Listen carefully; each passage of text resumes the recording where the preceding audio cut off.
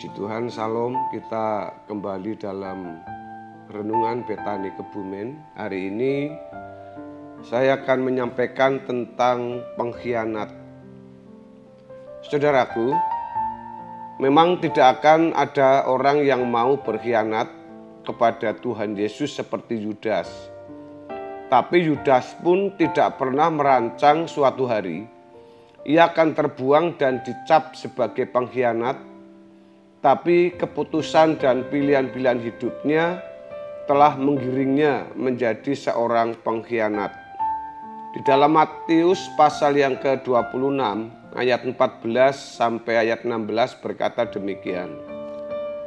Kemudian pergilah seorang dari ke-12 murid itu yang bernama Yudas Iskariot kepada imam-imam kepala.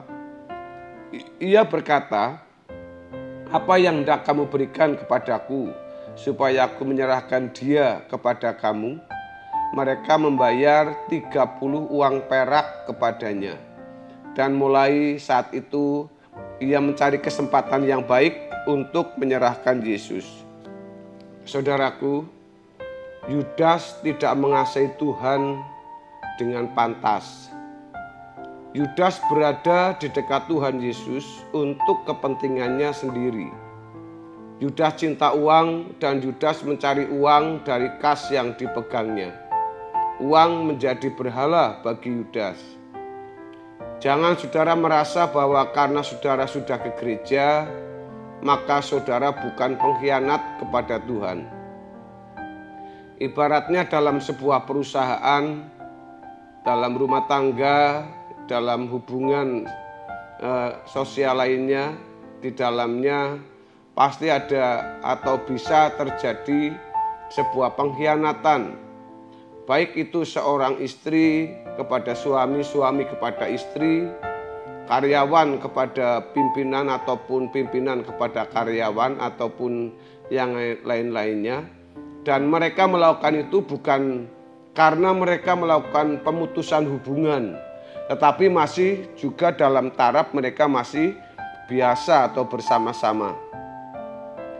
Saudaraku, pada perjamuan terakhir ketika Yesus mengatakan bahwa pengkhianatnya duduk semeja dengan dia, kita tidak mendapati para rasul langsung berbalik memandang Yudas sebagai orang yang jelas berwatak pengkhianat.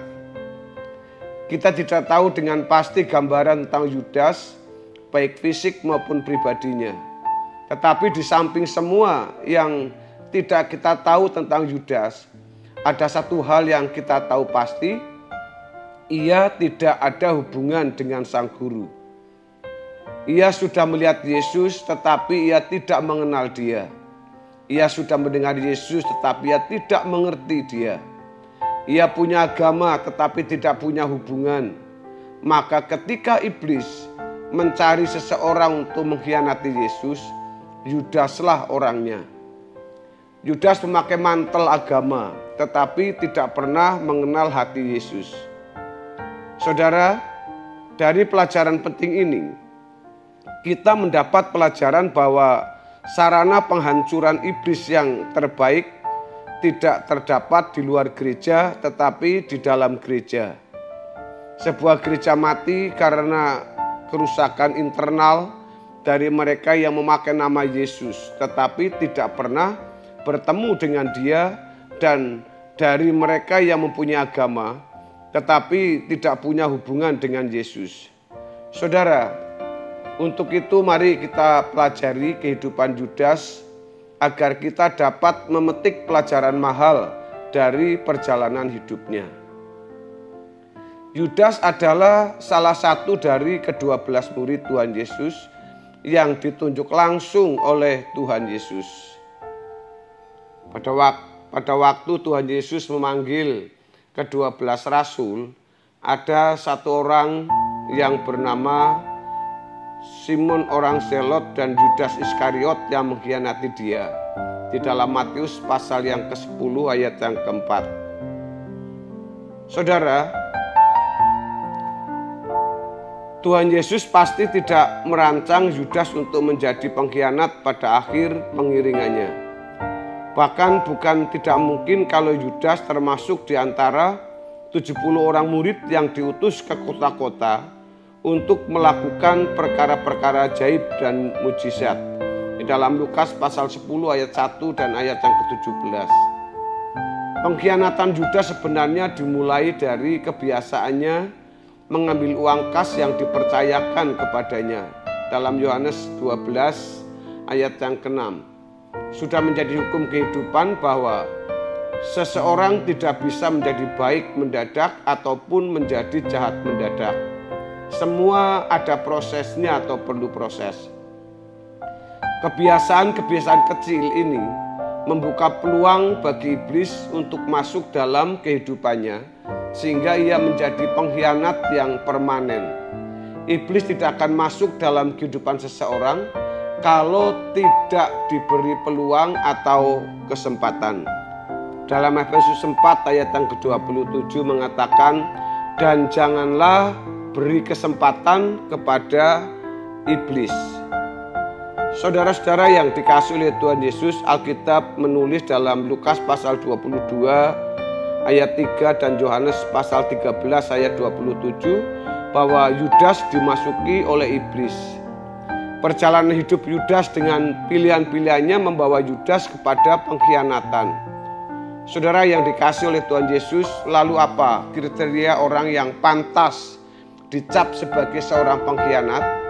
Kalau kita berpendapat bahwa orang yang tidak berkhianat adalah orang yang setia ke gereja, setia melayani, setia kepada pasangan, setia kepada pekerjaan, maka hal itu tidak menjamin. Jadi jangan kita cepat berpuas diri dan menganggap diri bukan seorang pengkhianat.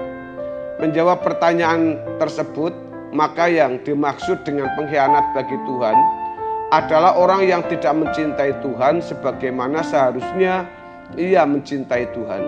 Jadi berkhianat kepada Tuhan adalah tidak mengasihi Tuhan sebagaimana mestinya. Dan ukurannya ditentukan oleh sikap hati kita dalam mengasihi Tuhan. Memang berat, tetapi tidak ada pilihan lain di dalam kehidupan orang percaya. Tuhan mengajarkan kepada kita bahwa hubungan antara umat dengan Tuhan Yesus Kristus itu adalah hubungan mempelai, yaitu suatu hubungan yang sungguh-sungguh intim, istimewa, eksklusif, dan merupakan kehormatan yang luar biasa jika kita boleh memiliki hubungan seperti itu. Saudaraku, kurang mencintai Tuhan berarti berkhianat. Oleh sebab itu, hal itu harus dimulai dari sikap hati yang tulus. Kita harus berani menggores hati kita untuk mencintai Tuhan.